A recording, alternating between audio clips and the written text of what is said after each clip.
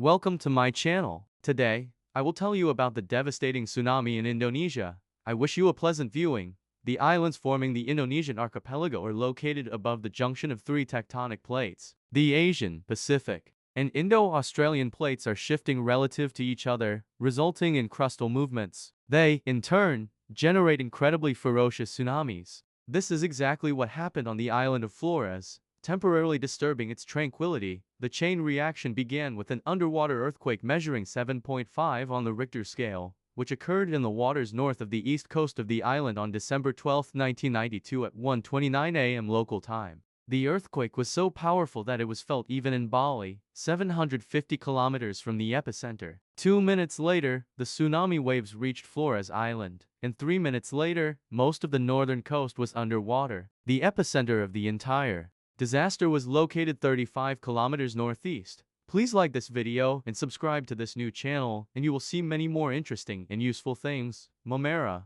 the largest city on the island. The fault, formed as a result of the displacement of individual sections of the basin floor, occupied the territory between Cape Bottomatic and Cape Bunch, which was 110 kilometers long and 35 kilometers wide. The process turned out to be incredibly powerful. A group of Japanese scientists managed to calculate that from December 30th to January 5th, more than 1,000 aftershocks occurred, which were felt by each of the small islands of the archipelago. On a number of islands, the land has risen in several places. In Cape Bottomatic, the elevation ranged from 0.5 to 1.11 meter. A similar phenomenon could be observed in the village of Calicia, located 25 kilometers northeast of Malmö. There, the land rose by 1.6 meter. The peculiarity of this tsunami was that the waves came into bands. Waves of varying sizes have hit the coast of Indonesia. Of the two waves, it was the second, which captured the southern coast, that proved to be the most destructive because of the sedimentary rocks it carried with it,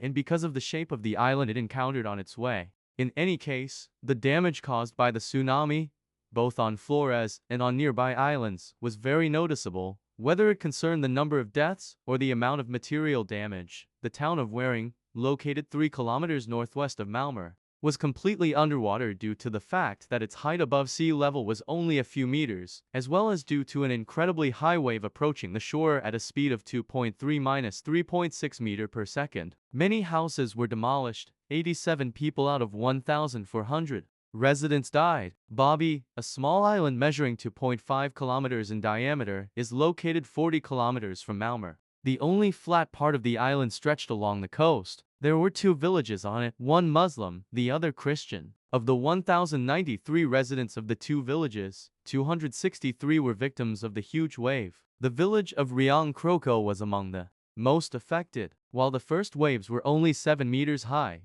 at Cape Watapayang they reached a height of 26.2 meters. There were 406 local residents per 200 houses in the village. When the wave receded, there were no signs of life left in the village. Compared to Bobby and Flores, the village of Nebe suffered almost no damage. Most of her houses were built of brick, which even such waves could not destroy. Moreover, the sea unexpectedly encountered a very dangerous rival, which reduced its destructive impact. A palm grove stretched along the coastline. It was she who extinguished the force of the blow, which could have been much stronger. As a result, there were only 2 deaths per 150 residents of this village. As a result, 1,690 people died and 18,000 homes were destroyed during the tsunami that hit Flores. A distinctive feature of this phenomenon was the special terrain movement of the huge height of the waves and the speed with which they were heading towards the coast.As for the damage that the indomitable elements usually inflict on this region. 2 facts have become apparent. Firstly, as during the previous tsunamis, the number of dead women was twice as high as the number of men. This is evidence of the unusual social behavior characteristic of these islands. At the moment of danger, men flee, while caring for children, and the elderly falls on the shoulders of women. Secondly, it relates more to preventing the phenomenon than to subsequent survival. It is very important to pay attention to a fact that can save more than one life in the future, and the best example of this is the village of Nebe, which was helped to avoid losses by natural protection. A green belt of dense vegetation along the coast, strong trees and forests, as well as coral reefs near the coast, are able to disperse the power of the elements. Perhaps knowing this fact could help reduce the damage caused to this area by 20 tsunamis over the past 300 years. The Indonesian government has sent rescue and relief missions to earthquake-affected areas and declared the earthquake a national disaster. The Indonesian Air Force provided assistance, mainly delivering medicines and clothing. Malaria and influenza have increased significantly since the disaster. The survivors of Bobby Island were evacuated as all the houses on the island were demolished. International relief efforts were hampered by the onset of the rainy season. The Indonesian government has also asked for help from the international community. Agencies such as the Asian Development Bank in Asia, together with the World Bank, the Australian Agency for International Development, the Japan Foundation for Overseas Cooperation, and others, have undertaken coordinated efforts to support reconstruction. Each agency focused on the sectors and locations in which it had expertise.